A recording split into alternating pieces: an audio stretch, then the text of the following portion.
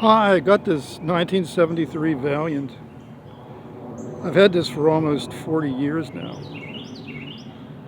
But I took it out yesterday. It was about 95 degrees out. And the temperature gauge the whole time was just as you see it now. It wasn't registering anything at all. If we turn it on here,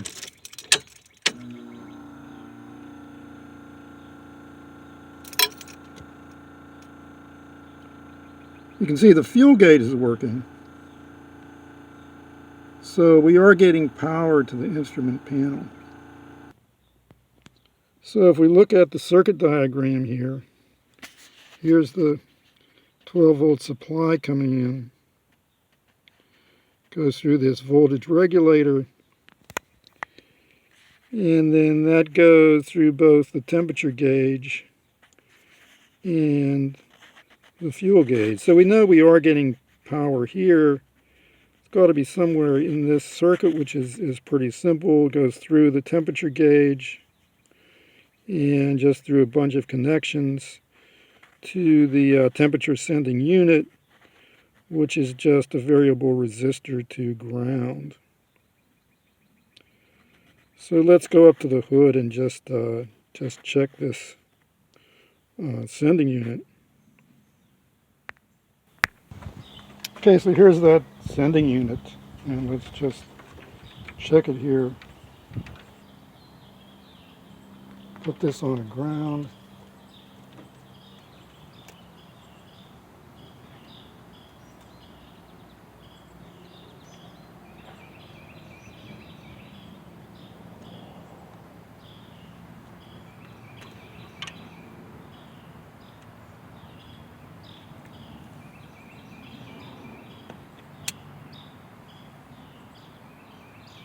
$200 ohms.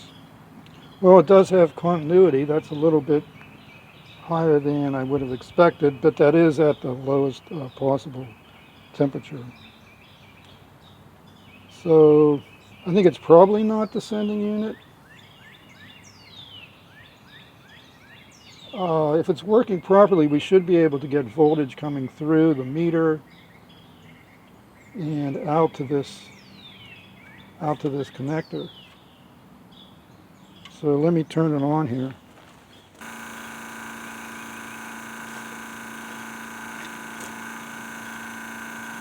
Switch this to voltage. There's the battery. See what we have here. Basically nothing.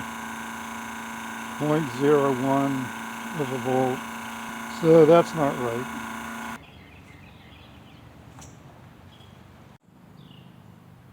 Okay, so at one point I had to do a bunch of rewiring in here. So this is actually going through a couple of crimp connectors. And I traced the wire to this one here. So let's just see if we have continuity to that point.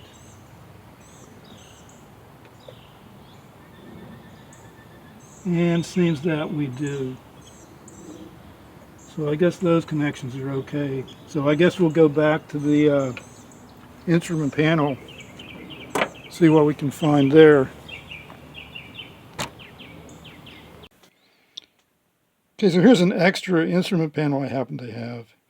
And you can see here's the voltage regulator and here's the supply coming to the fuel gauge and the temperature gauge. And here's the output of the fuel gauge and output of the temperature gauge. So the power supply should be on these two inside terminals.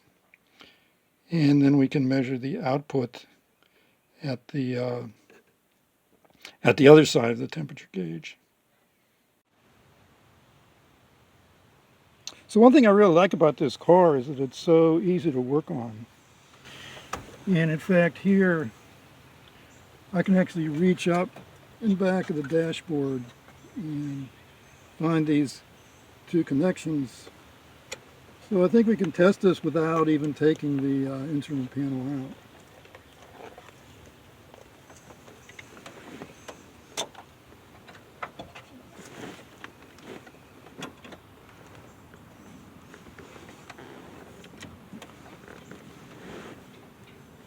Okay, so I've got it on the input of the fuel gauge.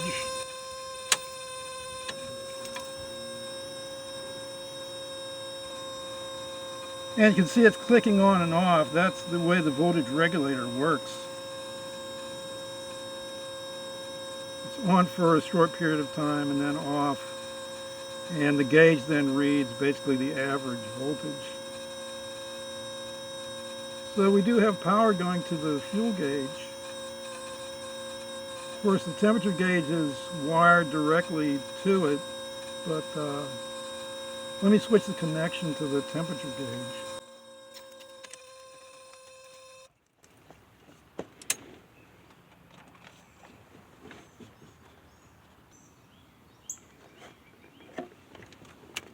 Okay, pretty sure I've got it on the this side, the supply side of the temperature gauge.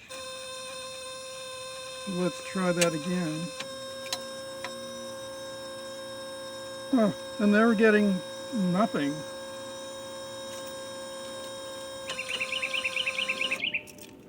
Well, that's pretty crazy because these are supposedly wired directly together, which I guess means that the contact between the circuit board and the gauge is broken. I guess it could have built up oxidation over the years, but what I'm going to try to do is get up in there, loosen the nut, spray in some contact cleaner, and see if that helps. There's the nut driver.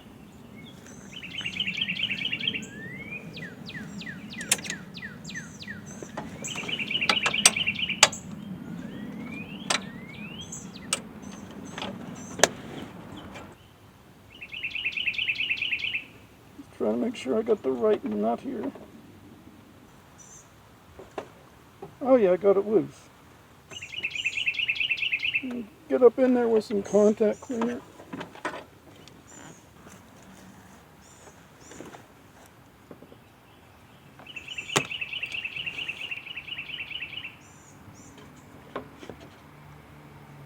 Well, probably easier to take the nut off and hope I can get it back on.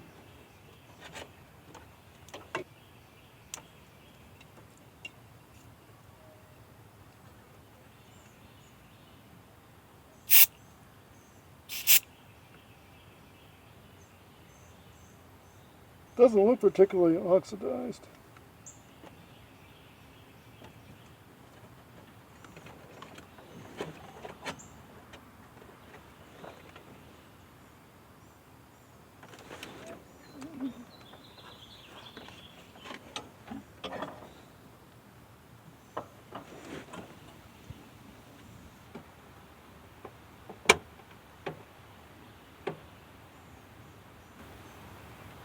Okay, that's pretty tight.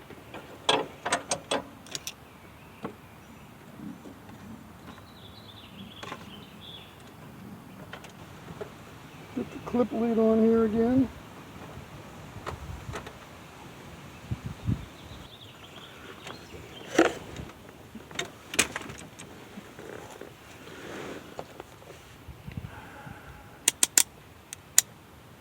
Give it another try.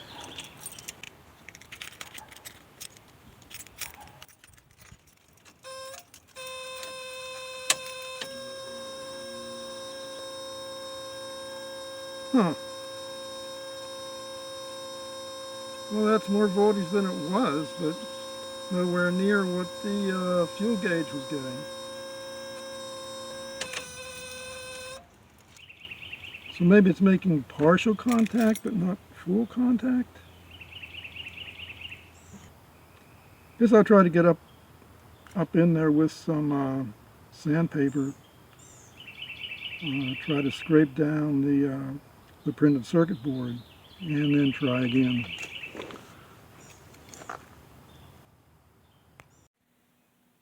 So if we look at my spare instrument panel here, this is fuel, this is temperature. What we're going to try to do is take this nut off.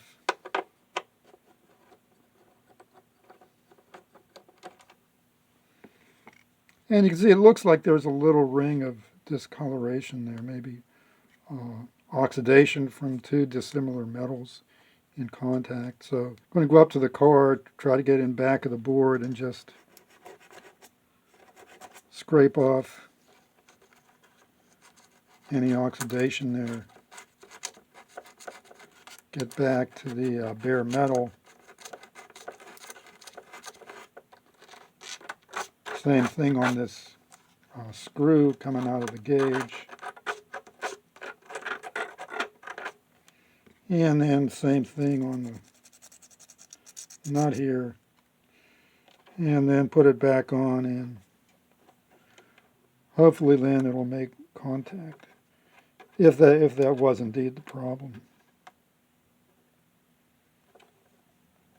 Okay, so I'm going to go up and try to do that on the instrument panel in the car.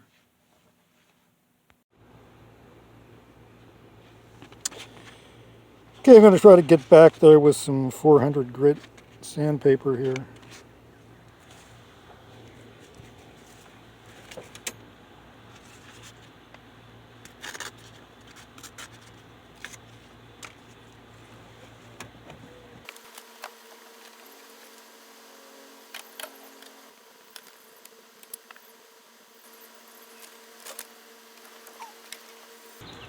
Okay, got the nut off again.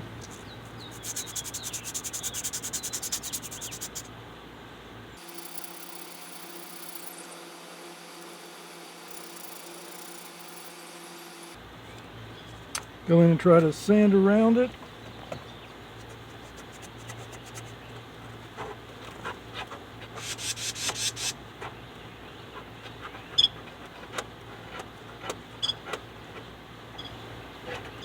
Also try to sand the threads of the meter itself.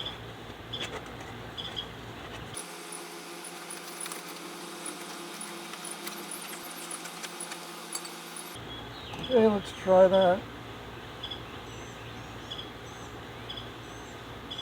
Put the nut back on.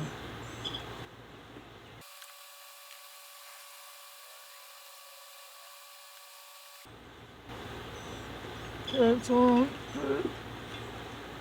Tighten it up.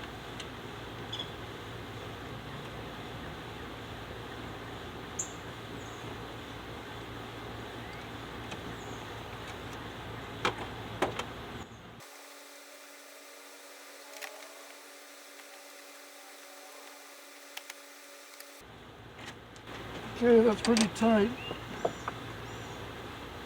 Get the probe back on. Okay.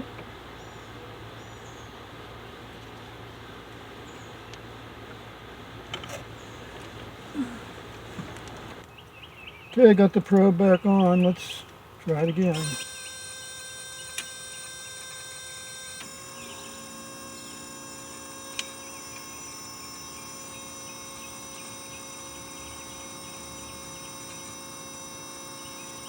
Oh, that's better. Of course, the gauge is still off the scale on the low side because the engine is cold. But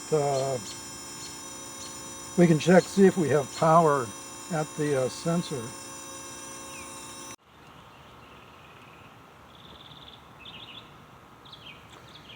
Okay, so there's a ground.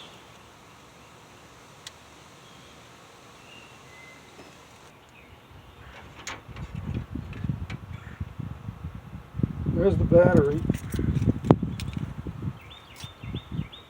And here's the temperature sensor.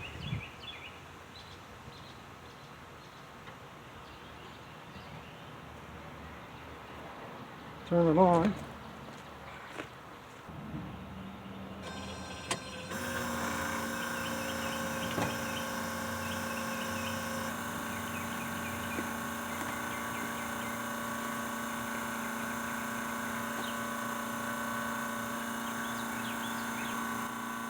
And now we got voltage.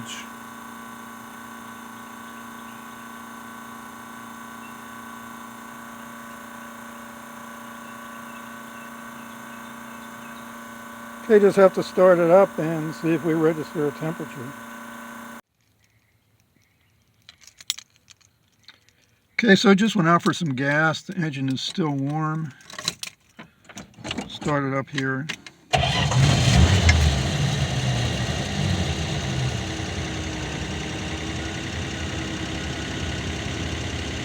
And now both gauges are working.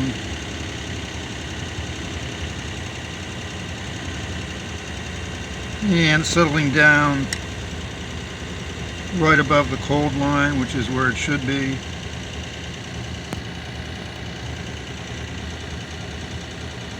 So it seems like just some oxidation that built up over the years.